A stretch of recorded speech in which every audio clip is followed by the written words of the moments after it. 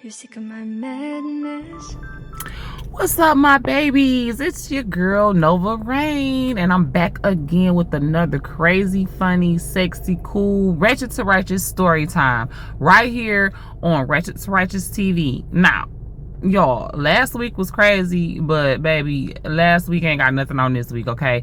This week, I really think you guys are going to be entertained, okay? Like, for real, we got drama, we got fake friends, busted windows, court. Like, baby, we are turning up, okay?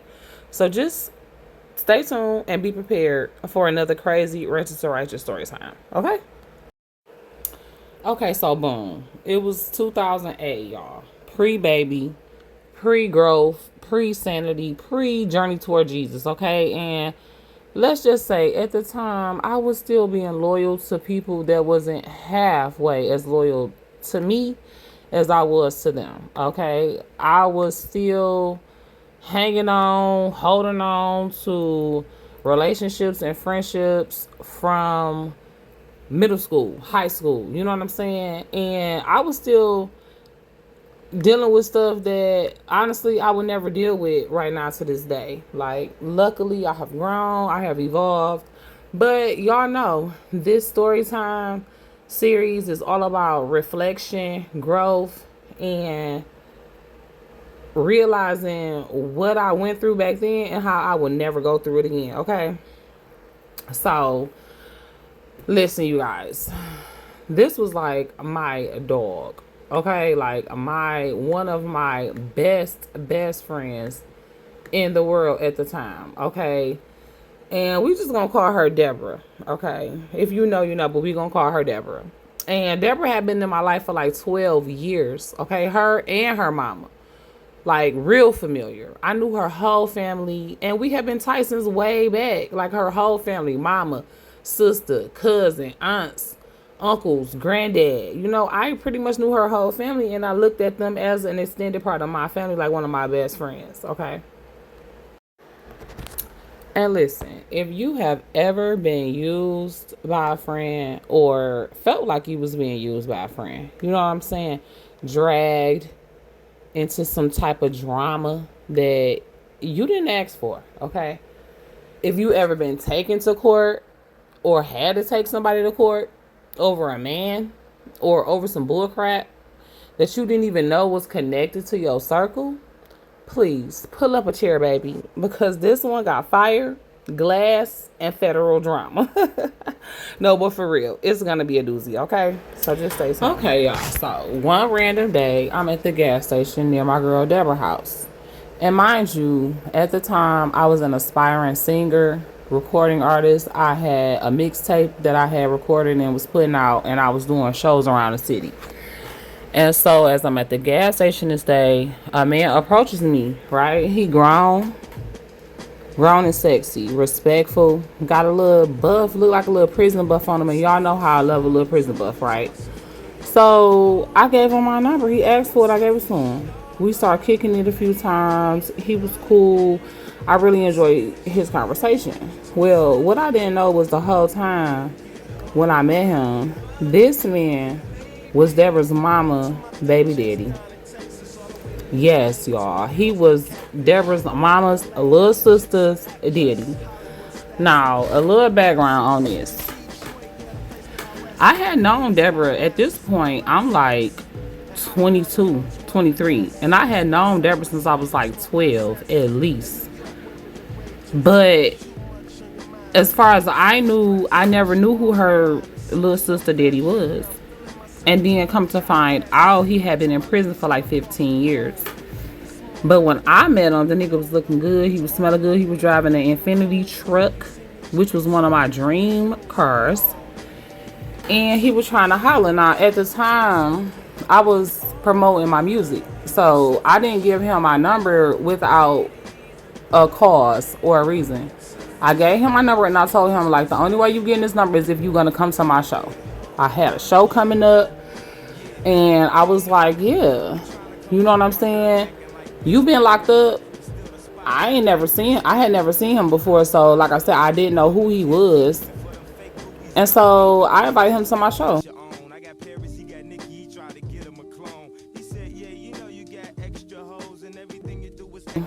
So apparently his little sister, Deborah's little sister, had been with her dad like the next weekend or whatever. Now we had been kicking it over the text messages for a minute. And so she was in his phone and went through his phone and seen our messages or whatever.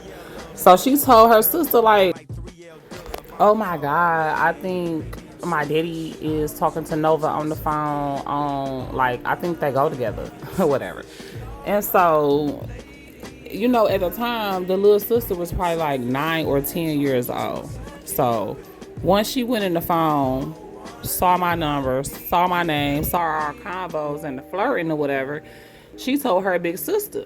So instead of coming to me woman to woman, Deborah flew off the handle, y'all. Like it was Love and Hip Hop Detroit, okay? And she went nuts. Now, let's not forget, I don't even know what's going on. I don't know who she's talking about or what she's talking about.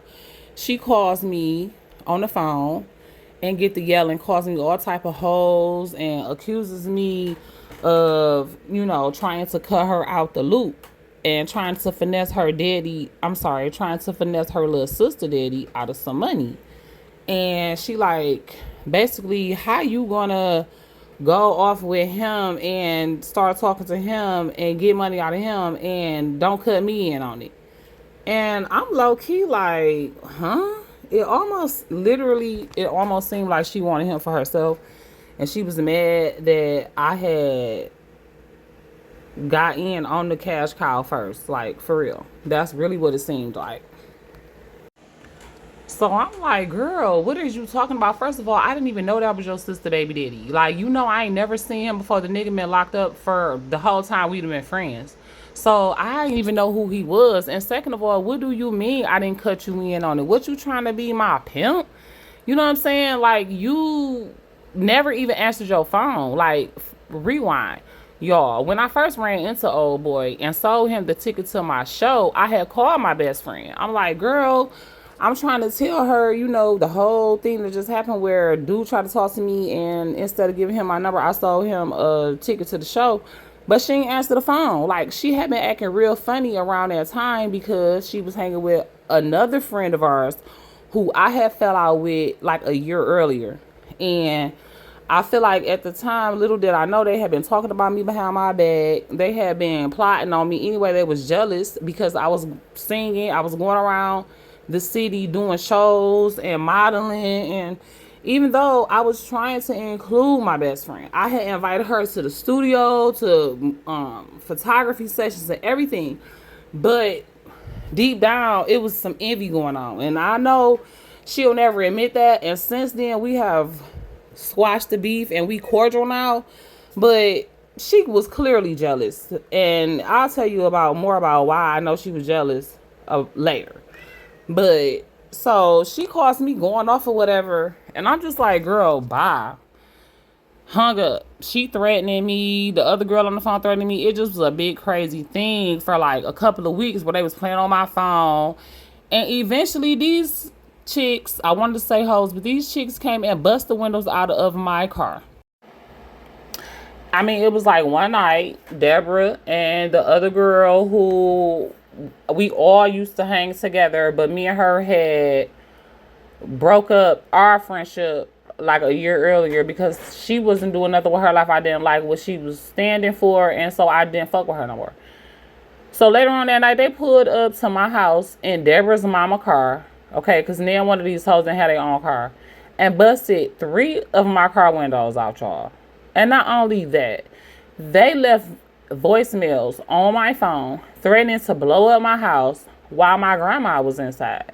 Now, mind you, my grandma was in a wheelchair, okay, had an amputated leg, okay, so she was not able to get away if they was to really do what they threatened to do. So, baby, I was not playing with them. Yes, I was mad, and yes, I could have beat them up. I could have fought them. I did when they came and bust my windows out. I did let my dog out the door, and my dog went out and chased them off. You know what I'm saying? But I had already said to myself, I was about to fight them in a court of law. So I went straight to Judge Greg Mathis. Okay, now at the time, Judge Greg Mathis was not taping. He was on summer break. But there was a new judge that he was executive producing called Judge Pirro. Judge Janine Pirro. Okay. Now, if you know, you know. I didn't know at the time. Judge Janine Pirro is a TV personality. She is a Fox News correspondent. She is a Trump supporter. Okay. So I didn't know this. All I knew is I was going on court TV. It was a court show that was executive produced by Judge Greg Mathis, and they was going to pay the judgment. So once I won, they was going to pay. I ain't have to worry about Deborah and the other girl paying me for my windows. The show was going to pay it. Plus, you know, it was a lot of perks.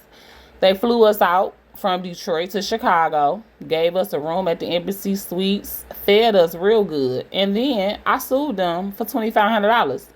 Not to mention, we got like a $200 stipend just for coming on the show, right then and there. So we goes on the show. I present my case. They lied. They lied, you know, and said that I told everybody in the neighborhood that one of them had AIDS. Now, the night before that, like I said, they gave us the room at the embassy. I had brought my witness who was at my house with me when they bust my windows out or whatever. And so we had ran into another friend. We just chilling at the room the night before. But I had a feeling they was going to try some funny stuff in court. So, you know, but I'm looking at it like it's real court. So I didn't lie. I didn't try no funny stuff. Nothing. When we get to court, these chicks done lied through their teeth. Everything they said was a lie. They brought another dude from the hood, and he lied as they witness. I mean, it was crazy. It was like a conspiracy against me at the time. But you want to know what? It was cool because at the end of the day, they tried it. They lied on me, said I slandered them, and said that one of them had the virus that they can't get rid of, which I did not say that. You know, they kind of sued me for $1,000.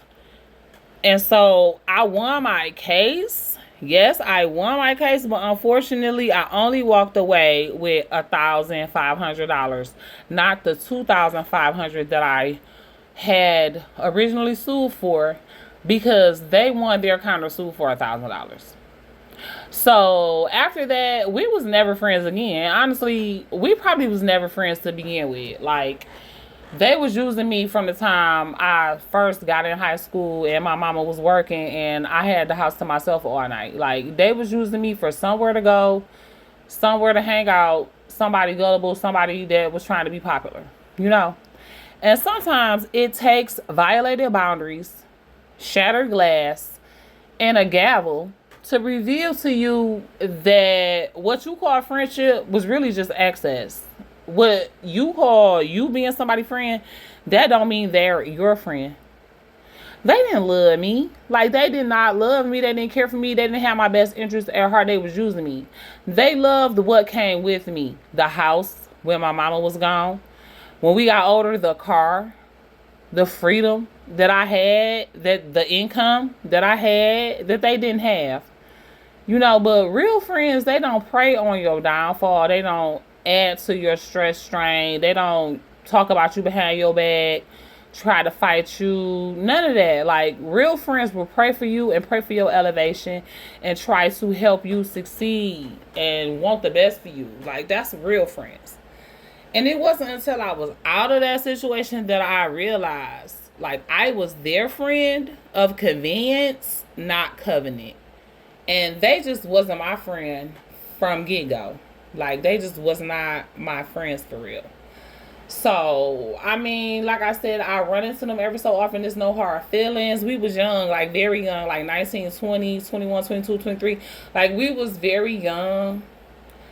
But as the older I get, the more I look at scripture. Proverbs 13:20 says, walk with the wise and become wise, for a companion of fools suffers harm. And baby, I caught the harm. Okay, I caught the heartache, I caught the trauma, the friend, PTSD, all of that. But I also caught the lesson. You know what I'm saying? I'm learning. I'm a constant work in progress, and I learned from that situation. You know what I'm saying? And if you ever had to let go of people who was just not for you, like people who was only down when it was beneficial to them, you know, people who really didn't have your best interest at heart, I feel you. And I pray you never look back to that type of situation. I pray you never have to go back to that. So comment amen and blocked if you've been there too. Subscribe for more though, because there's more to come. More of these crazy Ratchet to Righteous videos is on the way. More lessons to be learned, you know, not the hard way, but the holy way, y'all. We are going from Ratchet to Righteous, hoe to holy, thug to theology on our journey toward Jesus, okay? I appreciate you guys for shooting in the gym with us. I'm your girl, Nova Rain.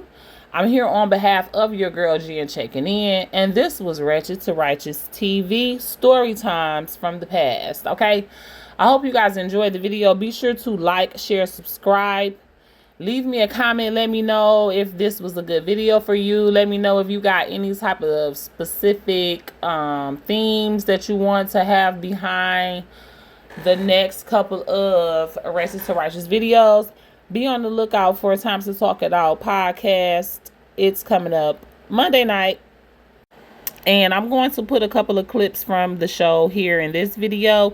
Make sure you are subscribed to @TTTIO podcast right here on YouTube. Make sure you're subscribed to Travel Bays, TRAV as in Victor, ELZ as in Zebra, on YouTube as well. We have our travel stuff over there. We have our podcast on TTTIO. Make sure you're subscribed to this channel, Jen Checking In TV. And make sure you have a wonderfully blessed evening. God bless you. Thanks. Bye.